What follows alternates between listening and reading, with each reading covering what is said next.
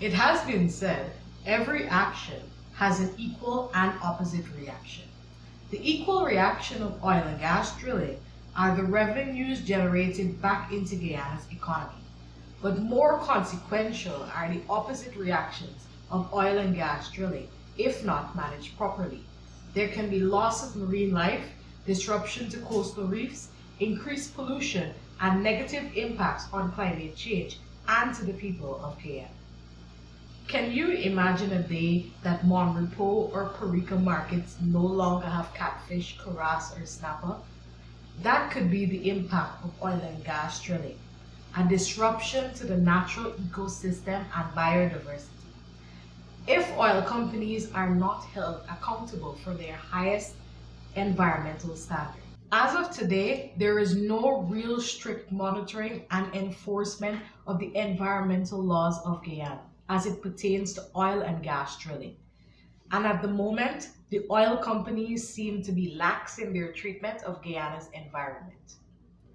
Throughout the journey of oil from the depths of the ocean to oil refineries, there are several places where long-term, lasting impacts can affect the citizens of Guyana. The act of drilling for oil, setting up oil rigs, using floating production, storage, and offloading vessels, commonly called FPSOs, and the discharge of hot water into the ocean forces marine life in the radius of the heavy machinery to migrate to other areas in the ocean. This may be detrimental to their well-being and thus disrupt the oceanic food chain. Take, for example, shrimp, a delicacy in Guyanese households, that may now have to migrate from the warmer South Atlantic waters to colder ocean water, to which they are not well suited and may likely cause a reduction in their population. According to the Ministry of Agriculture, the fishing industry is one of the most important contributing sectors to Guyana's revenue, as the country exports more than 60% of its catch.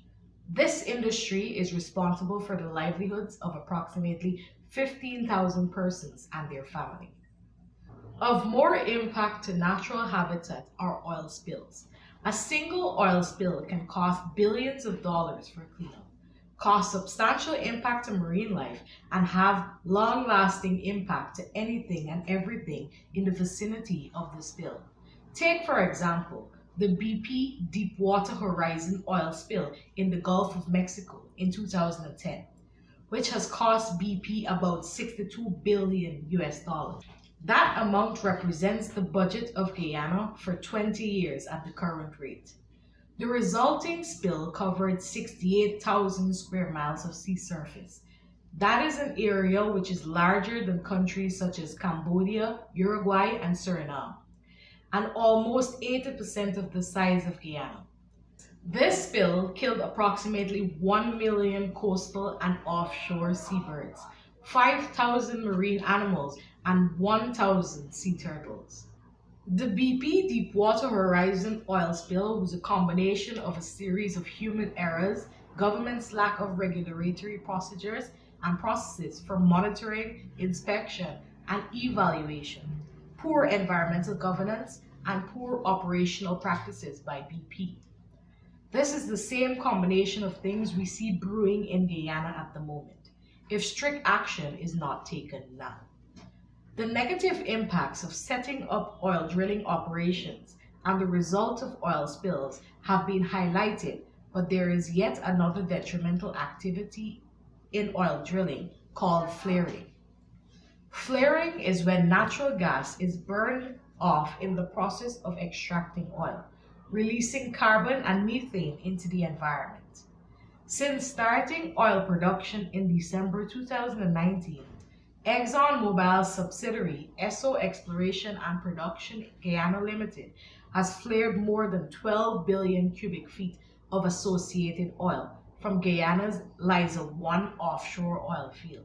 As of March 2021, Esso continued to flare Guyana's gas up to a reported 18 million cubic feet per day in violation of the Liza-1 environmental permit.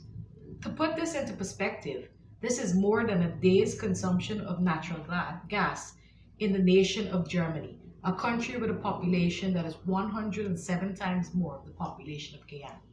And here is another eye-opening fact. The carbon dioxide emissions from that flaring are approximately equivalent to the amount generated by Guyana's entire population over 3 months. Why does this matter to you? OGGN wants citizens to be environmentally conscious and vigilant. Given that 90% of Guyana's population reside on the coast, imagine even more flooding and an ever-damaging sea defense due to the rising tides as a result of the destroyed reefs and increased global warming. The amount of energy from the gas destroyed to date is roughly equivalent to the amount of electricity the whole country of Guyana consumes in a year. Incomplete flaring, improper burning, of natural gas produces methane, which is 84 times more potent than carbon dioxide is in causing climate change.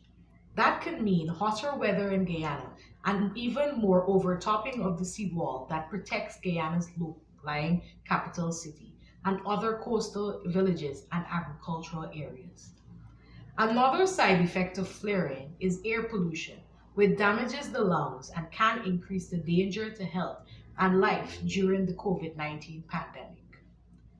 Over the long term, any continued gas flaring due to the mechanical failures at the wells will likely to have severe economic impact on Guyana and neighboring countries. As an example, annual economic losses related to gas flaring are estimated to be more than $5 billion in Russia and $11 billion in Nigeria. As a country, Guyanese must demand from our leaders and oil companies that emphasis be placed on minimizing the environmental impacts of oil drilling and refining. Otherwise, we risk becoming a wealthy but severely unhealthy population. It must be mentioned that oil companies can drill for oil in a responsible manner, as is done in Denmark. Some companies have good reputations for implementing responsible best practices when producing oil. For instance, Clearstone Engineering Limited in Canada has been piloting projects in Colombia to mitigate flaring by identifying high-impact and cost-effective opportunities to reduce emissions as trying to capture condensable liquid from flared gas. This is a way for companies to recover costs and increase profits. Ideally, this is something that could mitigate negative impacts while improving quality of life. So what is to be done? The Guyanese government must, 1, address gaps and create stricter legal and regulatory frameworks to ensure a systematic set of standards for ongoing compliance, rigorous monitoring and evaluation, and enforcement of all environmental standards by Guyana's EPA. 2, perform independent audits of the oil company's environmental impact and publish environmental data from the oil and gas industry for ongoing public analysis. 3, require oil companies to focus on social and economic impact assessment for sustainable development and meet corporate social responsibility mandates in terms of what this means for companies and what this means for the environment and health and safety of communities. And finally, the oil companies must ask themselves this question: are mega profits more valuable than the lives of Guyanese citizens?